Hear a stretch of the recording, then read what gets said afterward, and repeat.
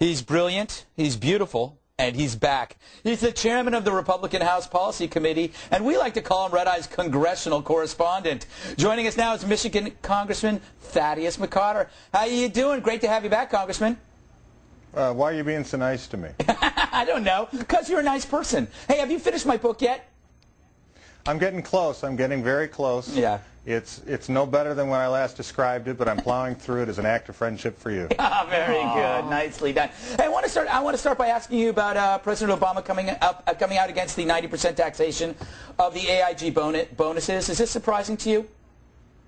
Well, it's not particularly surprising, but it fits a pattern. Mm-hmm. As you remember, he said that he had decried the AIG bonuses, but he had also been the president that signed them into law and protected them in the stimulus bill. Mm-hmm. And so now that the Democrats found out that this was in the bill, and that many people overreacted trying to cover their political assets, to put it in like a backwater junta, he then comes out and saws the limb off on him again. Yeah, I like a backwater junta. I like a backwater junta. That sounds pretty good. That was your nickname in college. Like something. Well, I hesitate to think what it was called over in England when you were buying them at the pharmacist. Thank you very much. Hey, AIG is changing its name to AIU. What do you think this will do? Is it like Puff Daddy becoming P. Diddy? Well, my first response was, what will you and Bill use for a safe word now? Thank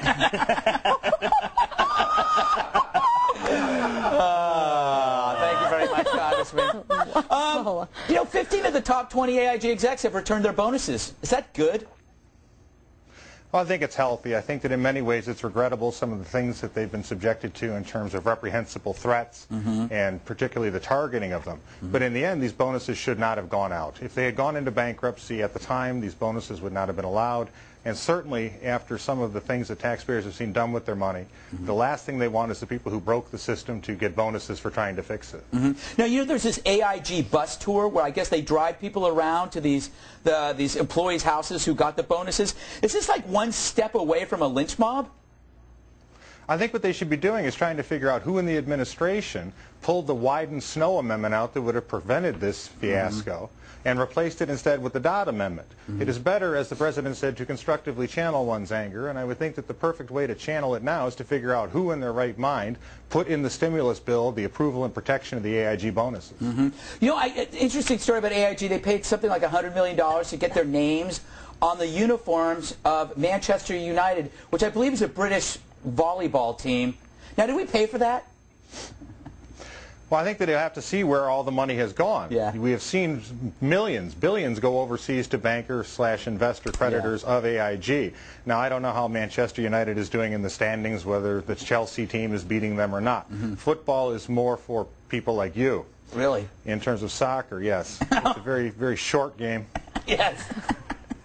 But in the final analysis, what you're looking at is we have to get to the bottom of where all these expenditures went. I think a lot of Americans would be very upset, A, to find out that football is really soccer in England, and also to find out that their tax dollars went into buying them jerseys. Yes. You know, that made complete sense, but there was really no need for the jab at my height.